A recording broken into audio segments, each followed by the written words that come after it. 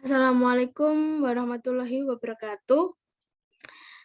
Halo, perkenalkan nama saya Dioktania Rosa, yang biasa dipanggil Rosa dengan NIM 20811334049. Di sini saya ingin memenuhi tugas mata kuliah dari manajemen K3 yang diampu oleh Bapak Hanafi.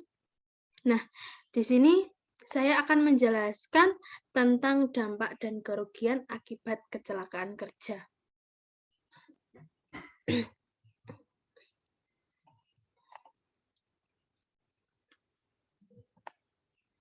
Nah,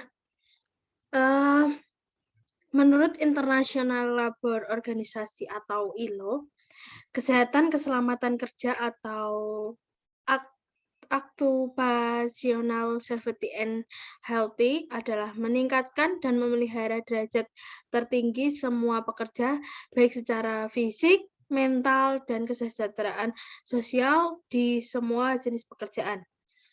Mencegah terjadinya gangguan kesehatan yang diakibatkan oleh pekerjaan, melindungi pekerja pada setiap pekerjaan dari risiko yang timbul dari faktor-faktor yang dapat mengganggu kesehatan, menempatkan dan memelihara pekerja di lingkungan kerja yang sesuai dengan kondisi fisiologis dan psikologis pekerja, dan untuk menciptakan kesesuaian antara pekerja dengan pekerja dan setiap orang dengan tugasnya. Nah, kesehatan serta keselamatan kerja itu tidak terbatas kepada kecelakaan kerja, namun bisa juga menimbulkan kerugian fisik juga material yang disebabkan oleh kecelakaan tersebut. Nah, hal ini karena di setiap tempat kerja terdapat faktor dan potensi bahaya yang jika tidak dikendalikan dengan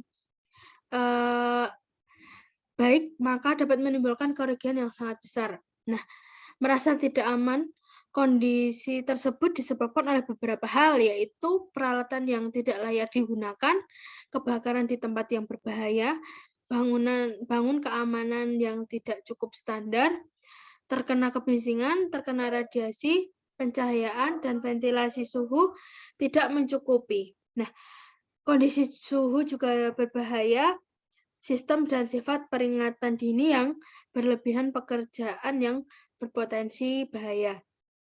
Nah, lantas apa saja sih dampak yang mungkin terjadi pada perusahaan atas kecelakaan kerja yang terjadi? Nah, yang pertama itu adalah dampak kecelakaan kerja, keselamatan, dan kesehatan kerja. Nah, dari beberapa dampak yang dirasakan oleh karyawan yang mengalami kecelakaan kerja diantaranya sebagai berikut. Yang pertama itu cacat total yang permanen atau permanen total disabilities, merupakan segala luka yang tidak dapat diubah dan tidak dapat disembuhkan sehingga mengakibatkan pekerja menjadi tidak mampu bekerja lagi.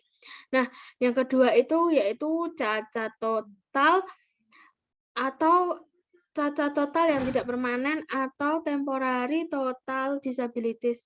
Nah, merupakan luka yang tidak mengakibatkan kematian ataupun kerusakan yang permanen, tapi membuat pekerja tidak dapat bekerja secara efektif dalam beberapa hari.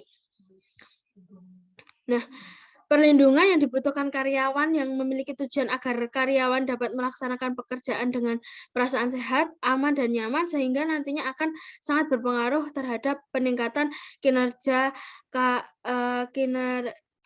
kerja karyawan itu sendiri. Nah, kecelakaan kerja tersebut dapat bersumber dari kelalaian karyawan itu sendiri, alat dan mesin yang kurang layak dipakai, maupun karyawan yang tidak memenuhi prosedur kerja dalam melaksanakan pekerjaannya.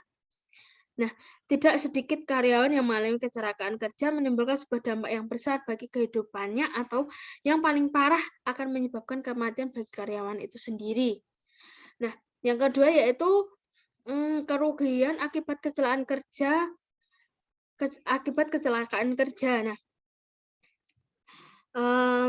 kecelakaan kerja membawa kerugian bagi perusahaan atau instansi yang bersangkutan, yang mana kerugian-kerugian yang diakibatkan oleh kecelakaan kerja sangat bervariasi. Nah, Kerugian ekonomi yang meliputi yang pertama itu kerusakan alat atau mesin, bahan, dan bangunan.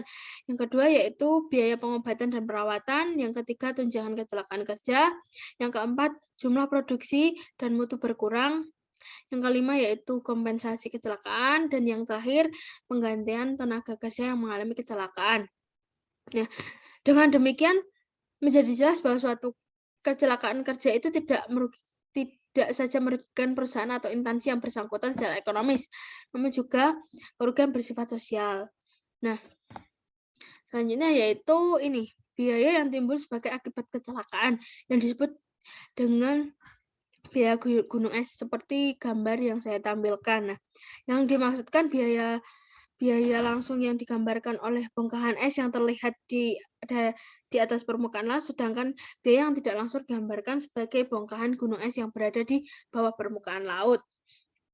Nah, di atas permukaan laut itu seperti biaya langsung, yang pertama biaya pengobatan dan perawatan, yang kedua biaya kompensasi. Nah, yang di bawah laut itu biaya tidak langsung, yang pertama kerusakan bangunan, kerusakan alat dan mesin, kerusakan produk dan bahan atau material, gangguan dan terhentinya produksi, biaya administrasi, pengeluaran sarana prasarana darurat, sewa mesin sementara, waktu untuk investigasi, pembayaran gaji untuk waktu yang hilang, biaya perekrutan dan pelatihan, biaya lembur, biaya ekstra pengawas, dan lain-lain. Nah, adapun studi kasus yaitu ini pada bulan Agustus tahun 2020 telah terjadi kecelakaan kerja konstruksi dalam proyek bangunan infrastruktur jalan tol Cibitung Cilincing yang masih termasuk ke dalam bagian jalan tol Outer Ring Road atau JOR. Pada saat itu terjadi ambruknya di seksi 4 pembangunan jalan tol hingga berdampak pada pekerja mengalami luka-luka sebanyak 8 orang. Selain itu, data statistik di Arab pada tahun 2018 mengenai kecelakaan kerja proyek konstruksi menunjukkan terdapat 4.002 mengalami cedera dari total kasus kecelakaan kerja.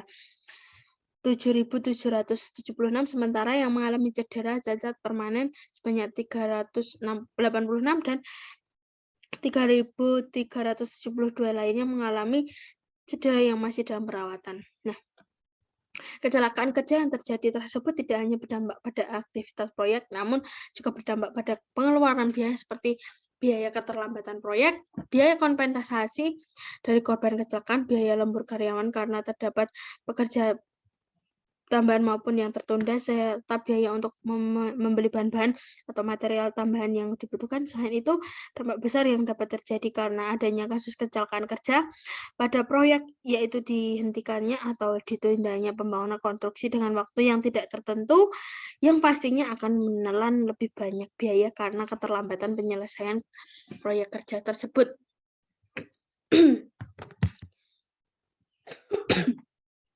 Nah, terima kasih atas waktu yang diberikan. Jika ada salah-salah kata, saya mohon maaf. Wabillahi taufiq wal hidayah. Wassalamualaikum warahmatullahi wabarakatuh.